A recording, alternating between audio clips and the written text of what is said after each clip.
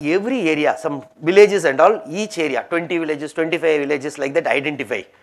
Banks have to financially include everyone, financial inclusion. Everyone should get loans, yes or no? So, what she did is, service area approach was launched. One bank was given the lead role, that is called lead bank scheme. This also UPSC is obsessed with this lead bank. They keep asking, simple. Every bank will be there, SBI will be there, PNB will be there, every bank will be there in that rural belt. But for 25 villages, amongst this, one bank will be the lead bank. They are responsible. They will give loan. It doesn't mean other banks will not give loan. But they will take the lead role. They will sit with the district collector. When I was working in IAS, I remember these banks and all, lead bank scheme. So they will sit, how much is included financially, all are given loans and all. So they will be the lead bank. They will answer on behalf of other banks and they will tell other banks, hey boss, I am giving this much. SBI is the lead bank, means particular area. They will say PNB, you also give, you give. Overall responsibility was given to a particular bank. But other banks also will give loan. Are you understanding? So that is called lead bank scheme. Service area approach was implemented in 1969. This also they keep asking, which of the following is not included in the assets of a commercial bank in India? Now, there are two things when it comes to a bank. Now, whenever you go and deposit money, we are all depositors to the bank. One will deposit 10,000 rupees, Anthony will deposit 10,000, Basha will deposit 1 lakh, Cinderella will deposit say 1 crore, Dorothy will deposit say 1,000 rupees, like that we are all depositing. Now, the bank is liable to pay us with interest, okay. If someone is putting FD, say Anthony has put an FD for 10,000 rupees, say with 5% let us say FD interest, 7% means 700 rupees next year they will give, like that. So, the bank is liable to pay. So, they are liabilities, whereas using this money they give it as loan, education loan, car loan, bike loan, housing loan.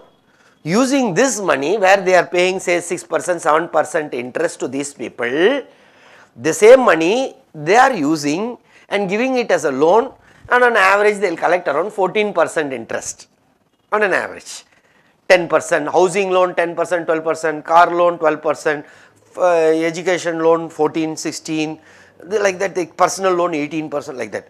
So, these are loans for the bank, loans given by the bank, not for the bank, loans given by the bank. When loans, what is an asset? If you have, if you buy good dresses, good biryani you eat, is an asset or liability? You are not earning out of it. When your mom will be happy, if you are buying some house, will she be happy? She will think, oh, my child is earning, putting buy, your mom, I have gone to Agra, Taj Mahal I see, I have been here and there. No, wasteful expense. Okay. Mom becomes happy only when you buy something, because you can earn out of it. Yes, if you buy a house, you will earn out of it, you can give it on rent. So, that is an asset for you. Okay. So, whenever bank earns out of it, it is an asset for the bank. Whereas here it is a liability, whereas depositors are liabilities for the bank, because they have to pay to bank from bank point of view.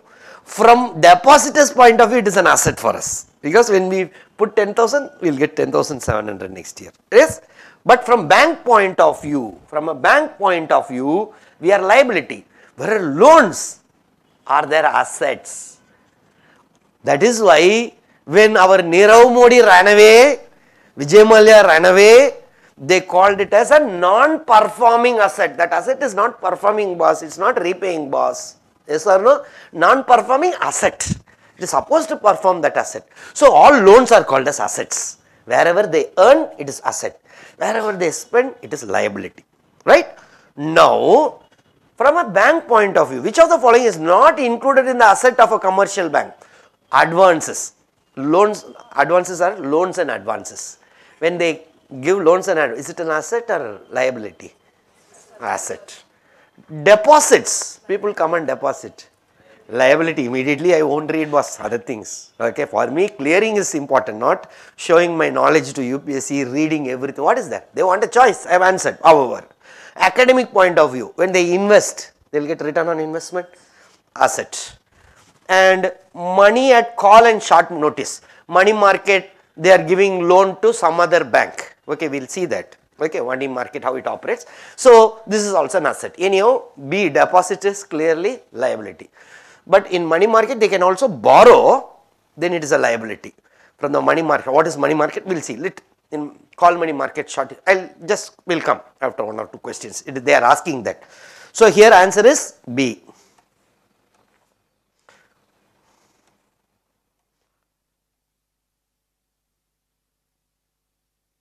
With reference to Indian economy, consider the following statements.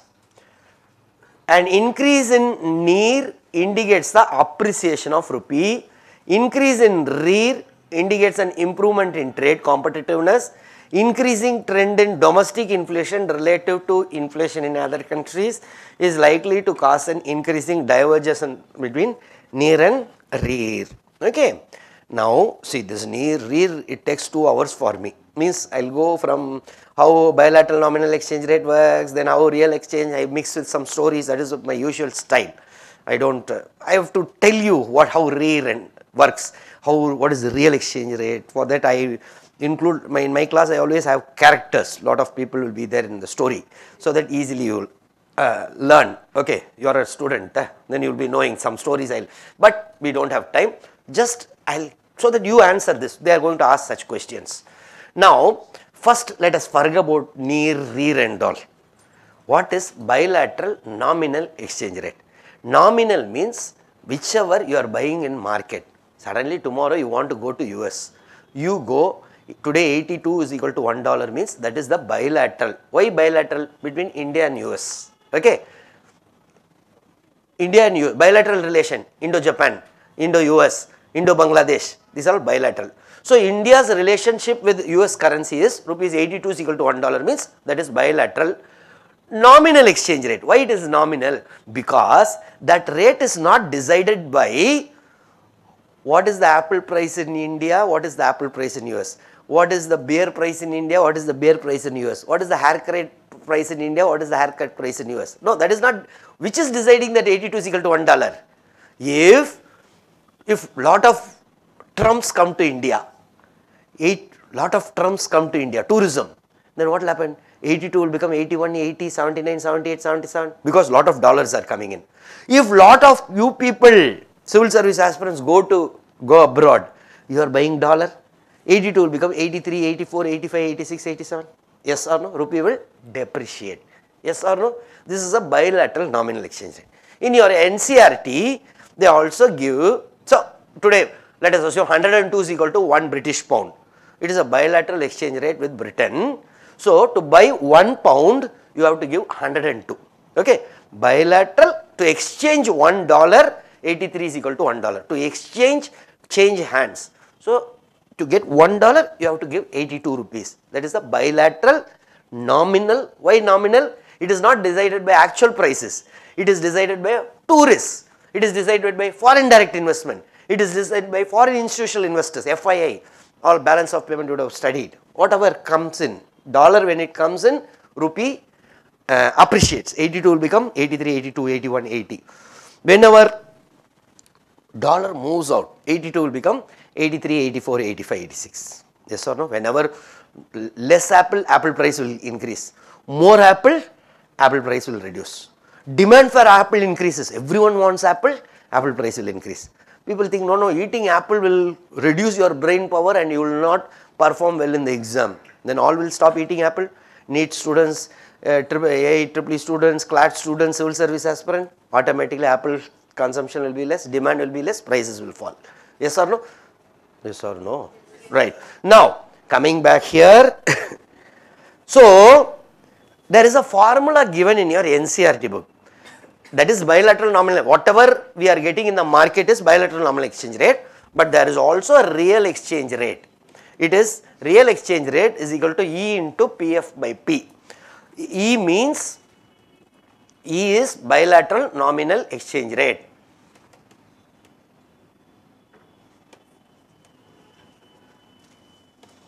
PF means price foreign, price abroad, foreign. P is price domestic. This is given in your NCERT book, I think 11th standard NCERT, I think. Now, if you want to calculate a real exchange rate, but real exchange rate is not real, means it is not, it is RBI just does that calculation. Now, you are going to US, you are having say 1 kg of apple, Shimla apple. Here, let us assume 1 kg is 100 rupees. Shimla apple, 1 kg is 100 rupees. In US you go, let us assume at that time bilateral nominal exchange rate is rupees 50 is equal to, now it is 80, 82, 83. I am just taking 50 for calculation, easy to divide. Let us assume 50 is equal to $1. Now, in US you go, if you go and ask how much is 1 kg of apple, then they may say $4. Now you cannot say, boss, $4, same Shimla apple in India we get it for 100 rupees, but same Shimla apple you are charging $4, $1 is 50 rupees, so $4 is 200, then yes or no, equivalent of $4 is 200 rupees. They will say, no, I don't know nothing, I don't know all those things, we charge here $4. So, it is not decided by apple rate between this E, bilateral nominal is not decided by 80 rupees, 50 rupees, is not decided by price. Actually, what should decide the rate? Based on price. That is not a real, it is just nominal. Real is this only. How to calculate real?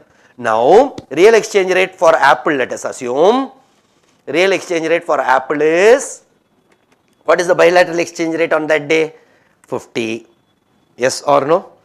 Yes or no? What is the price foreign there at that time? How many dollars? Apple, $4. What is the price for in India? 100. So 200 by 100 is 2. Are you understanding? Now I am coming back. Let us assume in India one natural saloon is charging you rupees 100 for haircut. Same natural saloons is in US. One natural, some saloon, okay, some haircut saloon, here they are charging 100. Same saloon, it is also having a branch. You cannot go and expect there, sir, give me two, they may say there, oh, haircut you want? $4 they may say.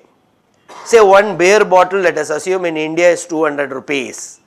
There, if you go, they may say $8. Now, if you calculate real exchange rate for say haircut in India, how much? 200. Yes or no? There how much? $8. Right? So, real exchange is E into PF by P. What is the bilateral nominal exchange rate? 50 rupees on that day. What is the price foreign? $8. Where is the, okay, it is not haircut, beer. Okay. In India it is 200. So 400 by 200, it is equal to 2. Yes or no? Similarly for haircut, you see, let us assume in India haircut is 100 rupees, US it is $4, means E into P of 50 into 4 by 100, 2. Basically what I am saying is, what they are saying is, goods are twice costly than in India. Same goods and services are costing 2.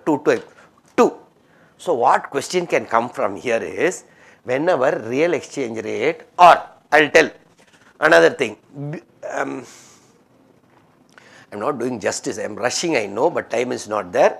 Let us assume in US haircut is $2. US beer price is $4. Sorry, yeah, $4. Real India how much? 200 rupees is the beer price. Okay, let us forget apple, haircut and all, only beer. Okay, 200 rupees in India. US it is $4. What is the real exchange rate?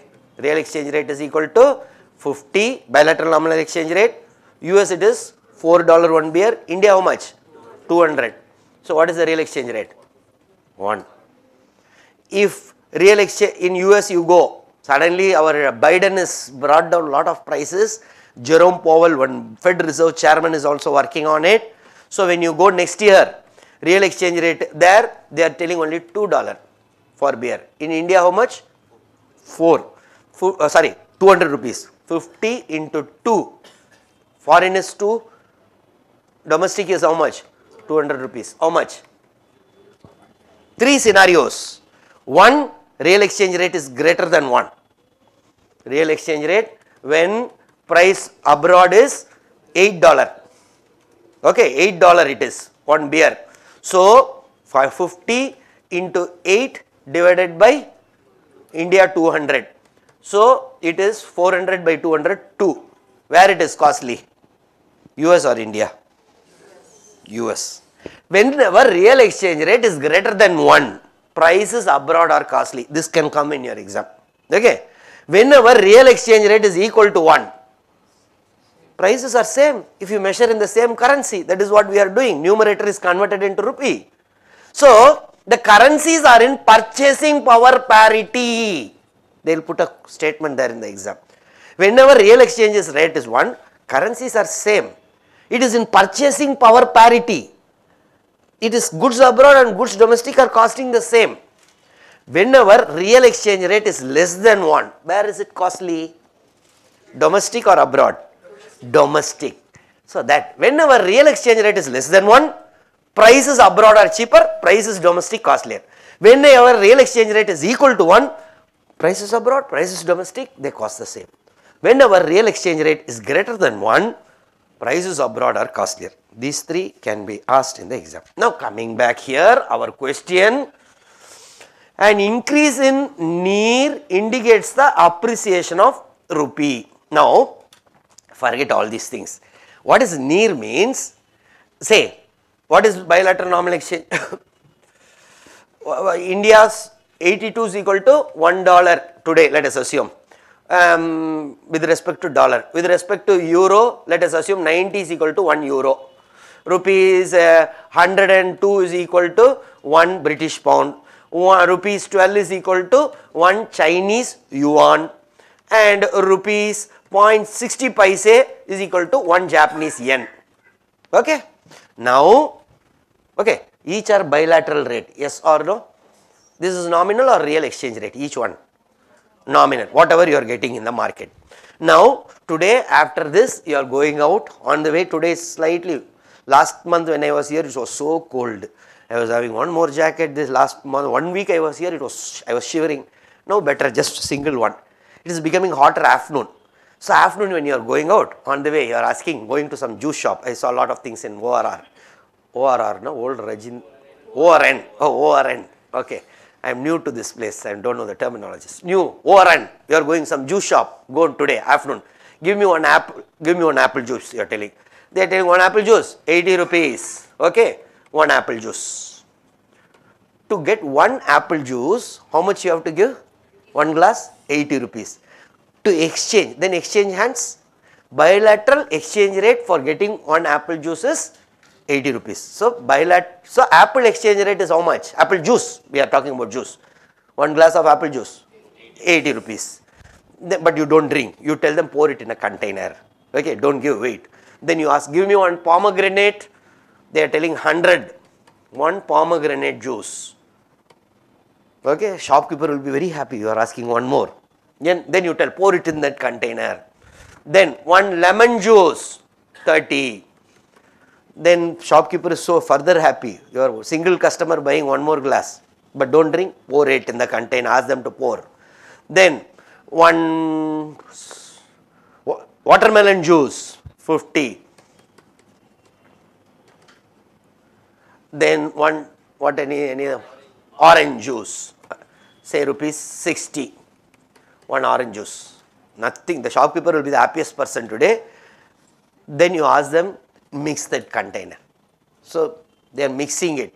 Then you ask them, give me 1 glass. Okay, definitely don't try this experiment. But if you mix it, it is 1 mixed juice. Yes or no? This mixed juice, is it bilateral or multilateral? Multilateral. Bilateral means with respect to 1. This with the effect to a group of currencies. group of juices, not currency, group of juices. So this will be the average almost. 180 plus how much they will charge for this mixed juice? 180, 210, 260, 320 divided by 5 should be 64, I think, nah? Approx, I don't know, 64 let us assume is this rate. With respect to a group of juices, this is one rate, yes or no? Same mixed juice formula you do here. 82, 90, 102, 12.6, 90, 172, 174, 274, 276, 286 divided by 5, 50, 56, 57, somewhere it should come around 57 or 58, I am not sure. Okay. Is this a bilateral rate, this 57?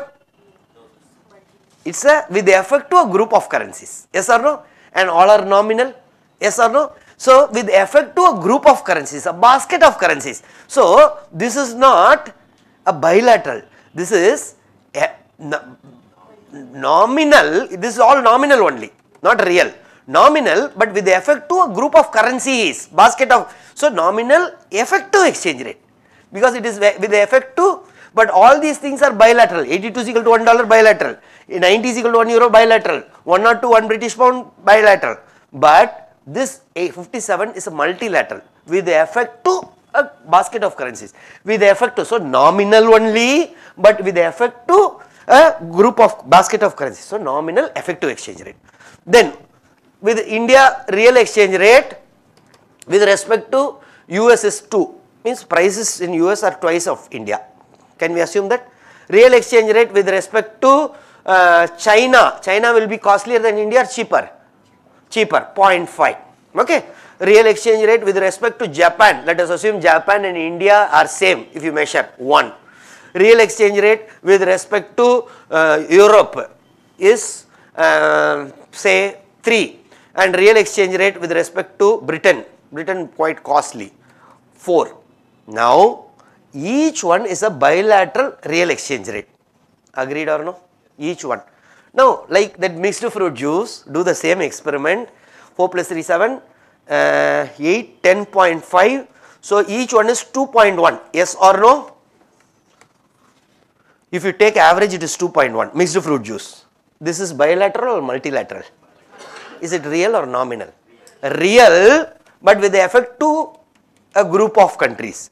Real effective exchange rate. Real effective exchange rate. Take the first alphabets R, E, E, R. This is REER. Whereas the previous one is nominal effective exchange rate, NEER. Okay. Now, what question they have asked? An increase in nominal effective exchange rate indicates the appreciation of rupee. Whenever if it comes that, forget about effective. Anyhow, whatever is nominal, that is what is going to be effective. Yes or no? That is, it is generally with respect to a group. Let us find a single, then group also the rule will be same. Okay? Are you understanding what I am telling? So just when I go for bilateral only, effective automatically it will be the same. Now what they are asking, increase in NEER indicates the appreciation of rupee. Increase in exchange rate means, always they ask this question. Whenever exchange rate is increased, 80 is equal to $1 becomes 81, 82, 83, 84. That is increase in exchange rate. Or 80 is equal to $1 becomes 79, 78, 77, 76. That is increase in exchange rate. Whenever rupee appreciates, they call it as increase in exchange rate, or rupee depreciates, they call it exchange rate, increase in exchange rate. D or A? A only. Many students have this confusion. Whenever they use the word, simply whenever in UPSC one question, when there is an increase in exchange rate, means 80 is equal to $1 becomes 79, 78, 77. Because your exchange rate has increased, you have strengthened the rupee, your currency is strengthened, appreciated. Whenever rupee is weakening, it is, exchange rate is reducing. Okay. Earlier, with 80 rupees you can get $1. Here after 70 itself you can get $1, means with the 80 you can get $1.2. Okay, your exchange rate has increased, yes or no? So always remember this, rupee, whenever they simply mention the word increase in exchange rate means rupee has appreciated, right? Now what they are telling here, increase in nominal effective exchange rate, forget about nominal exchange rate. 80 is equal to bilateral nominal exchange rate, first we will say 80 is equal to $1 becomes 70 is equal to $1. Then rupee has become stronger or weaker? Stronger. When increase in exchange rate, what the statement is? Increase in nominal exchange rate indicates the appreciation of rupee. Is it correct or wrong? Correct. Whether with respect to one currency or 5 currencies, basket, rule is same, boss. Yes or no? Have you understood what I am saying? Why to go for a group? Individual make group. The same is going to apply for euro also, yen also. Forget. Increase in bilateral nominal exchange rate. Rupee is appreciating. Yes or no? So I'll always go to my idea. One, in fact, I shouldn't have read at all in the exam. Why? One is there in every choice. Unnecessarily I read. Okay. In fact, two also I shouldn't read. Okay. Anyhow, an increase in rear indicates an improvement in trade competitiveness. Increase in rear. Okay. Now, we will not go for rear, only real exchange rate, let us say. Okay. Now, our beer example will go. In US, real it is 400 rupees. Sorry, in India, rupees 200 is beer cost. Okay. In US, it is $8. And bilateral nominal exchange rate is 50 is equal to $1. Okay. What is the real exchange rate? Real exchange rate is equal to E into PF by P. That is what your NCERT says. So bilateral nominal exchange rate is, real exchange rate is, what is the bilateral nominal exchange rate? 50 into price foreign is how much? $8. Price domestic is how much? 200. Yes or no? 400 by 200 is 2. Yes or no? Yes or no? Now, this real exchange rate from 2 becomes 3. An increase in real exchange rate indicates an improvement in trade competitiveness. Now, if you see, the answer should be C. Yes or no? Yeah, this should be wrong. That's what I was thinking. Because moment it becomes 4, what is going to happen? US will trade is better or weaker? In case it becomes $12 in US. In US, if it becomes $12, what is the real exchange rate now? 50 into 12 by 200. It becomes 3. Yes or no? Yes or no? Then US can export more beer or less beer? Less beer, because it is costly, boss. So it cannot improve its trade competitiveness. Are you understanding? Whenever there is inflation, means prices are increasing, whether your exports can be better or lesser. If your basmati price is increasing like anything, then automatically your exports are becoming less. So this statement should be wrong. Yes or no? Consider the following statements. Yeah. 2 is wrong. 2 is wrong means we have arrived at the answer. But an increasing trend in domestic inflation relative to inflation in other countries is causing an increasing divergence between near and rear. Now, domestic inflation. First, let us assume real exchange rate is equal to E into PF by P. Now, what is your beer price in India? 200. Beer price in US, let us assume $8. Okay. Now, real exchange rate for beer is 50, assuming 50 is equal to $1. 50 into price foreign how much? $8. Price domestic how much? 200. Real exchange rate is 2. Agreed?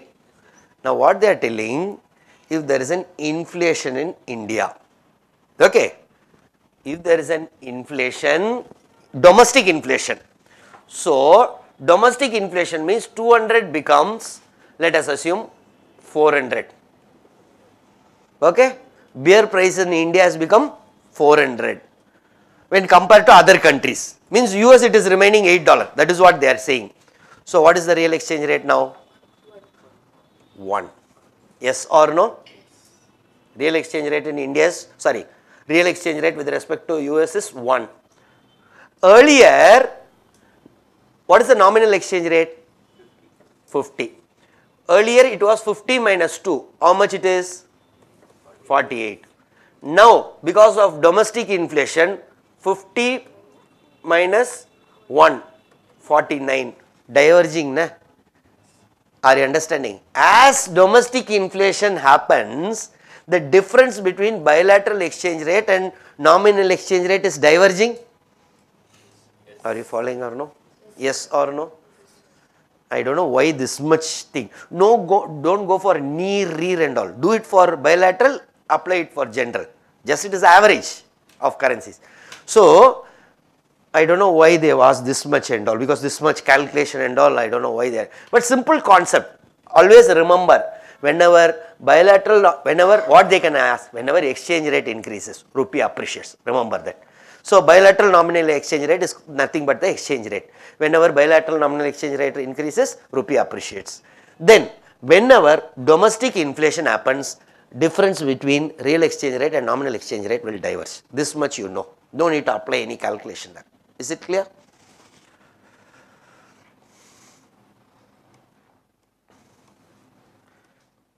Yeah. Gold tranche is refers to, again this area they keep asking.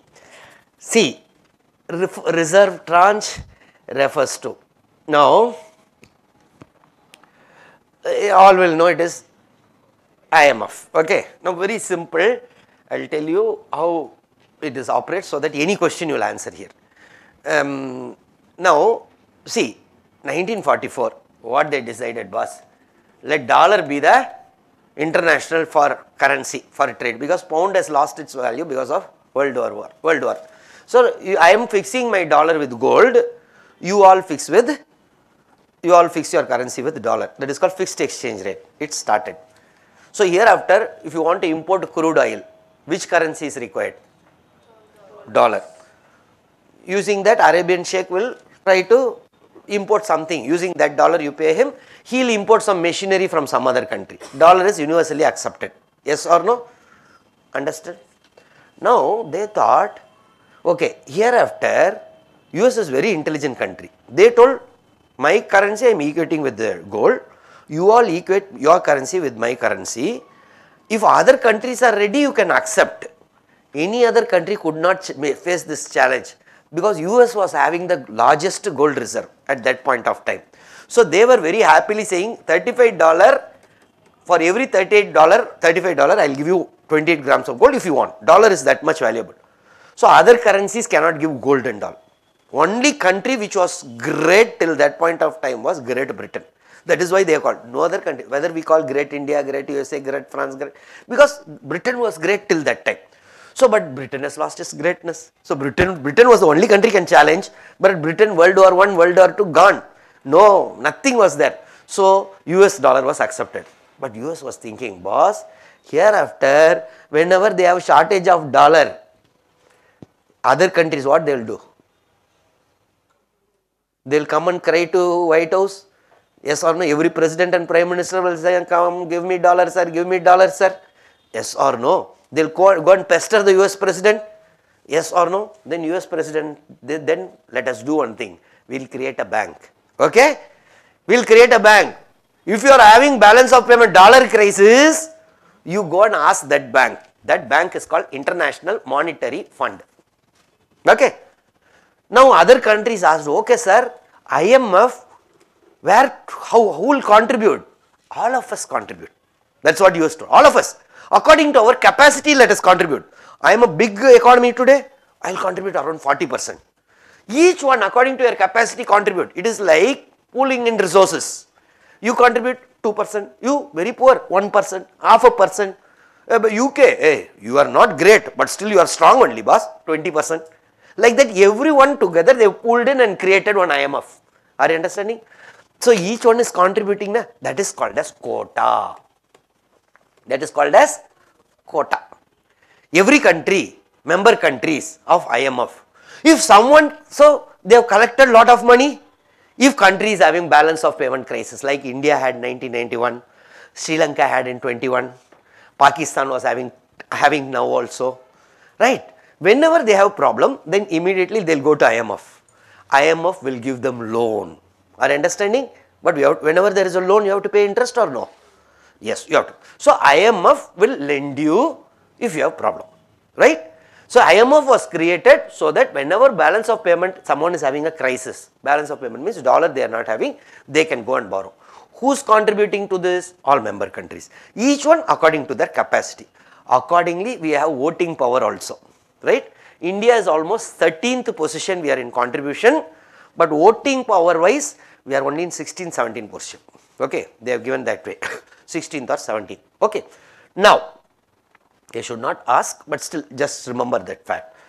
Now, 1969, okay, suddenly US, see, dollar was equated with gold, yes or no? Other currencies were equated with dollar. 1969, US was engaged in Vietnam War. Gold was also issued. 1971, US was all collapsed in the sense they withdrew. But gold, you can either trade through gold or through dollar, only these two things. But US was in problem. So the IMF decided, okay, let us do one thing. Let us create one artificial currency. Okay, you people play this game, not trade or what is it called? Business game. Suddenly you yourself can say I am buying Kanpur, Kharagpur, Durgapur, yes or no, through some paper. Like that they created one artificial currency because if dollar and gold there was some shortage. Then they thought, let us create one artificial currency called special drawing right, SDR. So in addition to dollar and gold, another new thing is coming. This is called as SDR. Now this is according to you, every country they will allot. Now this is called as paper gold. Why paper gold? Dollar is paper, gold.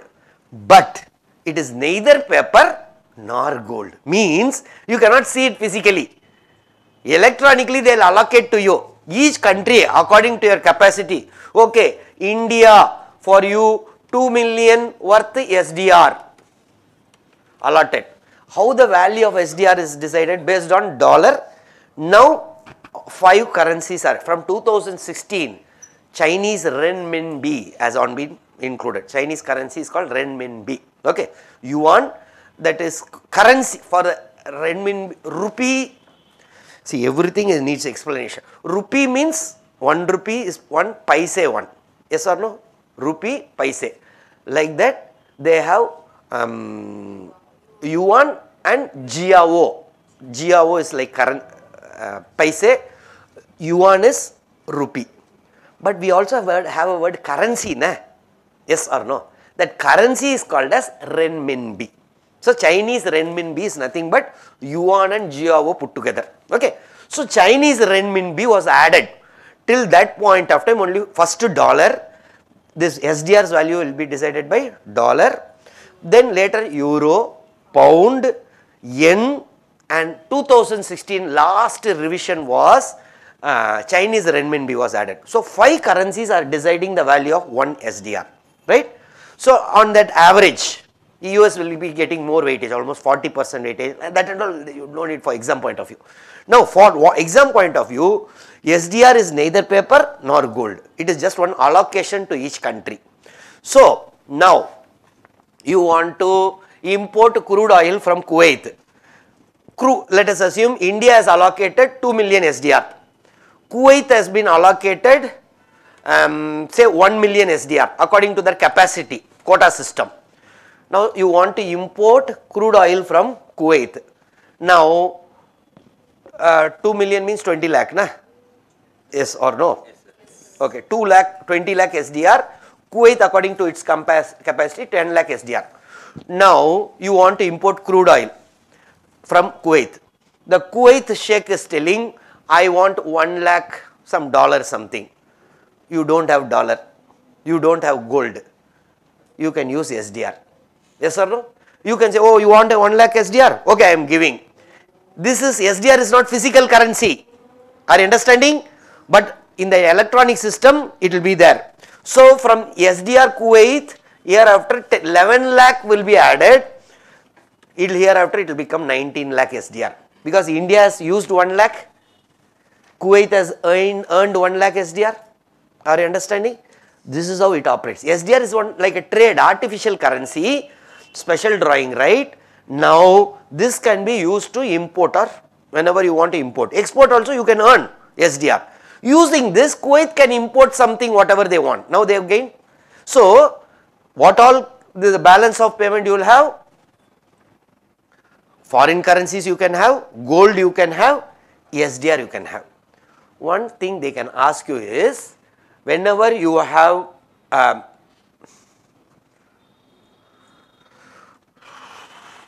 whenever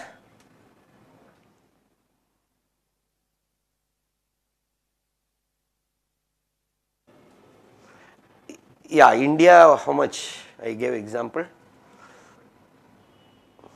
Okay, let us assume India is having some, India is contributing say some $50 billion,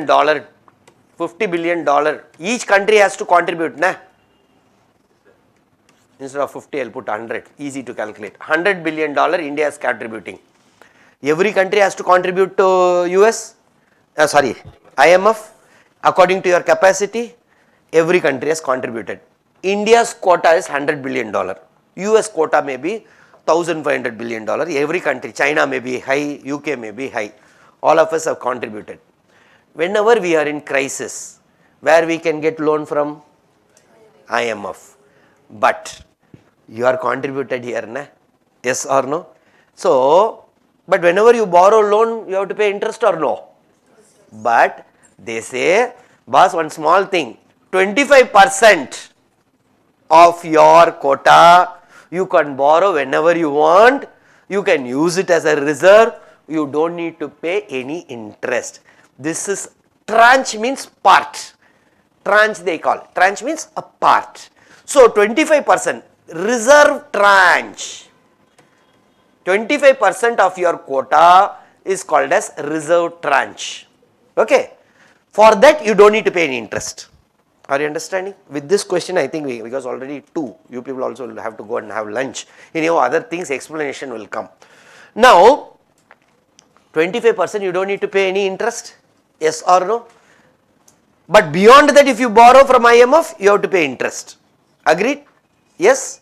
Now, initially when all were contributing, 1944 we started, na?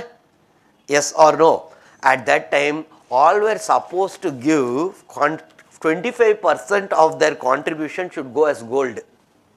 Balance 75% only foreign currencies. Are you understanding? 25% you should give to IMF what? Gold.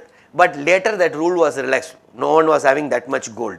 So that is why this reserve tranche is also called as golden tranche. The same 25% number. Are you understanding? Now come to this question. Gold tranche or reserve tranche refers to what? Reserve tranche is what? Credit system granted by IMF to its members for which they don't need to pay interest. Is it clear? And first thing, something has happened throughout this year, always this balance of payment reserve is there. Now this also can come in your exam. Balance of payment reserve can be either foreign currency, you can have, RBI can have foreign currency or gold or SDR, special drawing right is there, na? They can use that and do. Or last is what? Reserve tranche.